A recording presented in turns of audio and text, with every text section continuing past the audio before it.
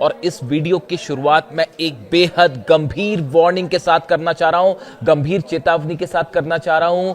Ali Khamenei साहब की अंतिम यात्रा को उनके फ्यूनरल के समय, उनके जनाजे के दौरान ईरान पर बड़ा हमला हो सकता है, बड़ी स्ट्राइक्स हो सकती हैं। यानी अली खामनेई साहब का जो अंतिम सफर होगा, अंतिम यात्रा होगी, जो उनका जनाजा होगा, उसको निशाना बनाया जा सकता है। इस तरह के बड़े ही गंभीर जो है सीरियस इनपुट्स मिले हैं ईरान को, और इस तरह की चर्चाएं कई खुफिया एजेंसीज में हैं।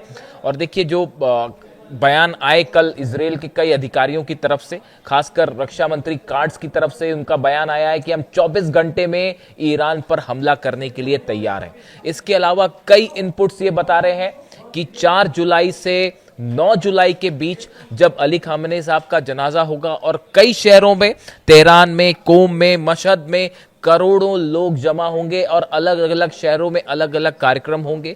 इस दौरान ईरान में कई शहरों पर हमले हो सकते हैं।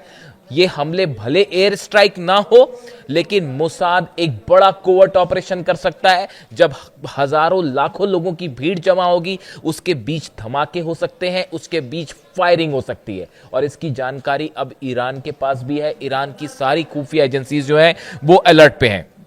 देखिए, जो इनपुट आ रहे हैं, आखिर ये जानकारियां कैसे बाहर आई। बताया जा रहा है इजराइल की तरफ से ऐसे दावे हो रहे हैं कि इजराइल की तरफ से, मोसाद की तरफ से एक बड़ा कोवर्ट ऑपरेशन शुरू हो चुका है। अगर आपने कुछ बातें नोट की हो तो ये बेहद गंभीर है। आईआरजीसी के political deputy commander, deputy head जो रहे हैं अकबरजादे, इनकी ईरान में एक बेहद संदेहास्पद परिस्थिति में मौत हो गई है। Mohammad Akbarzadeh, a senior official with Iran Islamic Revolutionary Guard Corps Navy, has died raising questions. ये नेवी से जुड़े हुए थे, आईआरजीसी से जुड़े हुए थे, डिप्टी चीफ थे, आईआरजीसी के बड़े ओहदे पर थे। इनकी मौत हो जाती है। Iranian state media reported his death as a car accident in Kerman province. उन्होंने, जो ईरान के मीडिया में खबरें आई कि एक हादसे में उनकी मौत हुई, एक्सीडेंट में मौत हुई है, लेकिन जो सर्कमस्टांसेस बता रहे हैं, the circumstances surrounding his demise have sparked considerable suspicion particularly on social media. जिस तरह से उनकी कार पलटी और आसपास जो सर्कमस्टेंशियल एविडेंस मिले हैं, वो इस ओर इशारा करते हैं कि ये इनकी जो मौत है, इसके पीछे मोसाद का ऑपरेशन भी हो सकता है, कोवर्ट ऑपरेशन, और मोसाद ने इनको निशाना बनाया है, इस तरह की बात कही जा रही है। इसके अलावा आपने अगर बात नोट की है तो 2 आईआरजीसी से जुड़े बड़े अधिकारियों की गोली मारकर हत्या कर दी गई है ईरान में कल। आईआरजीसी के 2 अधिकारी थे, मेंबर्स थे, इन दोनों को टारगेट किया गया, गोली मार के इनकी हत्या की गई। इसलिए ये बात कही जा रही है कि मोसाद की तरफ से, इजराइल की तरफ से एक बड़ा कोवर्ट ऑपरेशन शुरू हो चुका है। आप देखें, अचानक से पिछले 48 घंटे के अंदर लेबनान पर हमले शुरू हो चुके हैं, सीरिया पर अटैक शुरू हो चुके हैं, गजा पर हमले शुरू हो चुके हैं। जो सीज फायर वाली बात थी वो अचानक से हमलों में बदल गई है। दक्षिणी लेबनान पर हमले हो रहे हैं, तार इलाके में हमले हो रहे हैं, इजराइल के फाइटर जेट्स ने वहां पर बमबारी की है। इसी तरह के हालात सीरिया में है। सीरिया में तो हैवी व्हीकल के साथ इजराइल की जो आर्मी है वो अंदर घुसी है, और कई जगह पर जो है वो सीधी आमने सामने की लड़ाई जारी है। ऐसी गजा में भी हमले हो रहे हैं। इन हालात में एक बार फिर यह सवाल उठने लगा है कि क्या इजराइल ने कोई बड़ी प्लानिंग कर ली है? अमेरिका की कंसल्टेशन के बाद यह प्लानिंग हुई है, और क्या कुछ अरब देश भी ये जान रहे हैं कि जल्द ही ईरान पर एक बड़ी स्ट्राइक होने वाली है? देखिए, ये जो बातचीत वाली बात है, ईरान और अमेरिका के बीच एमओयू के कौन से टेक्निकल मुद्दों पर बात होगी, दोहा में क्या होगा, पैसा रिलीज होगा नहीं होगा, ये सब बातें ऐसी हैं जो चलती रहेंगी, इनका कोई अंत नहीं है। लेकिन हकीकत ये है, जो खुफिया रिपोर्ट्स जानकारी दे रही हैं, ईरान पे बड़ा हमला होने जा रहा है। इसीलिए देखिए, मुझसे कई दर्शकों ने पूछा, कई मेरे व्यूअर्स हैं जिन्होंने मेरे से 2 तरह के सवाल किए गए पिछले 5-6 दिनों के अंदर। मैंने इस पे अपनी कोई राय नहीं रखी, क्योंकि मैं कौन होता हूं राय रखने वाला, लेकिन मुझसे बड़ी स्पेसिफिक बात पूछी गई।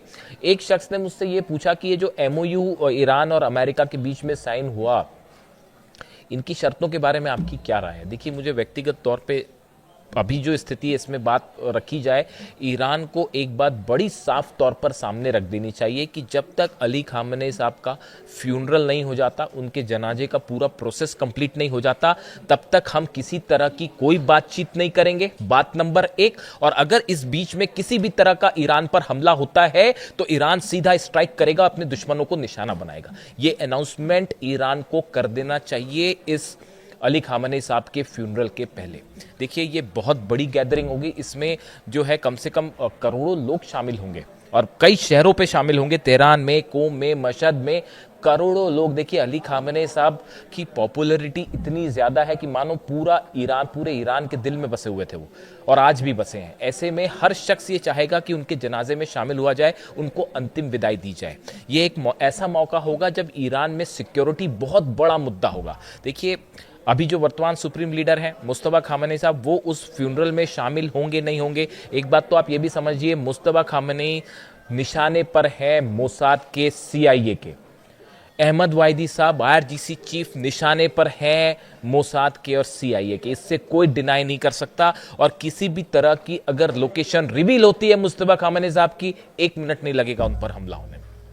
मुझसे बात पूछी गई, मैं इसका जवाब सिर्फ इसलिए दे रहा हूं कि मेरे कई सारे दर्शकों ने इस MOU को लेकर बात पूछी। मेरी पहली बात मैंने आपसे रिपीट करी, ईरान को यह बात इस फ्यूनरल के पहले साफ रख देनी चाहिए कि हम अमेरिका से अब MOU के बारे में अगली बात तब करेंगे जब अली खामेनेई साहब के जनाजे का प्रोसेस पूरा हो जाएगा, उन्हें सुबुर्दे खाक कर दिया जाएगा, उसके बाद ही हम बात करेंगे। और बीच में कोई भी स्ट्राइक होती है तो वो सीधा जंग होगी पूरे अरब के खिलाफ, इजराइल के खिलाफ। यही एक तरीका है पूरी तरह से इस फ्यूनरल को सुरक्षित रखने का। देखिए, आपको अपने दुश्मन से, यही बात हमेशा अली खामेनेई साहब भी कहते थे, अपने दुश्मन से आप जब एक कदम आगे चलते हैं, उसकी सोच से एक कदम आगे चलते हैं, तो फिर आप जीत हासिल करते हैं। और इसी पर चल के ईरान ने आज अमेरिका और इजराइल को घुटने पर ला दिया। पहली बात। दूसरी बात, इस MOU को लेकर चूंकि बात छिड़ी तो मैं कहना चाहूंगा कि मुझसे जब इस MOU की बात हुई थी तो मेरे दिमाग में एक थॉट आया, कोई भी सोच सकता है, मेरे दिमाग में विचार आया था कि इस MOU की अगर पहली शर्त होनी चाहिए थी वो ये होनी चाहिए थी कि व्हाइट हाउस में डोनाल्ड ट्रंप पहले प्रेस कॉन्फ्रेंस करें और ईरान के सुप्रीम लीडर पर हमला करने के लिए माफी मांगे। अली खामेनेई, मैं अपने विचार बड़े साफ तौर पर रखता हूं, अली खामेनेई साहब की हत्या इतिहास की सबसे ऐसी घटना थी जिसकी जितनी निंदा की जाए वो कम है।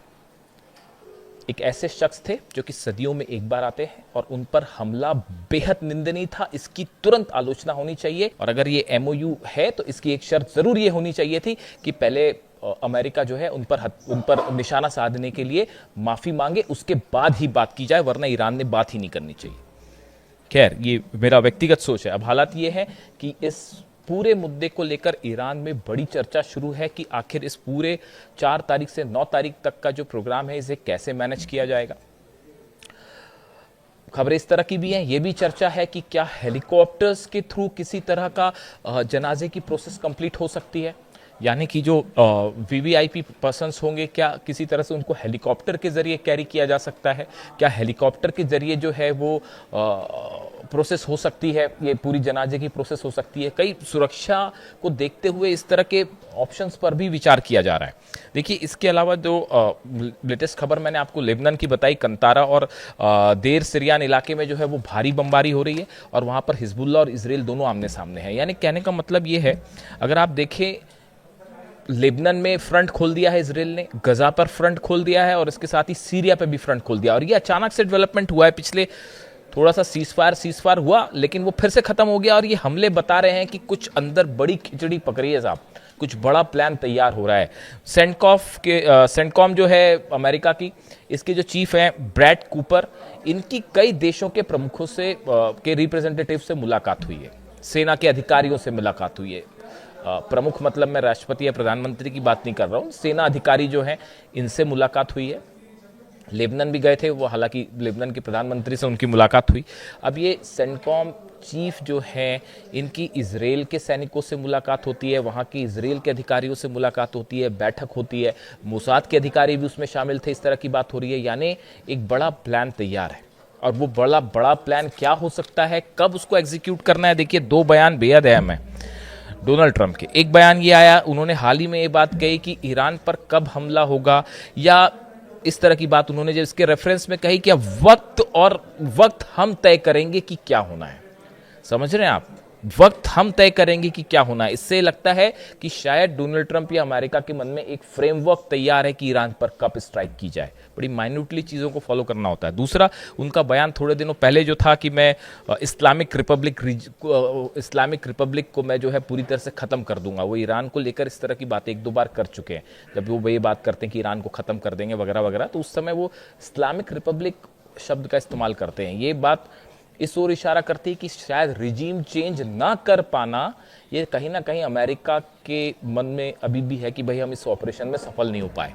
इसलिए क्या निशाने पे मुस्तबा खामनेई है और उनका कोई भी उनकी लोकेशन रिवील होना क्या हमले का कारण बन सकती है? साहब बिल्कुल बन सकती है। जब रमजान में हमला हो सकता है, मुहर्रम के समय हमला हो सकता है, तो अली खामनेई साहब के जनाजे के दौरान भी हमला हो सकता है।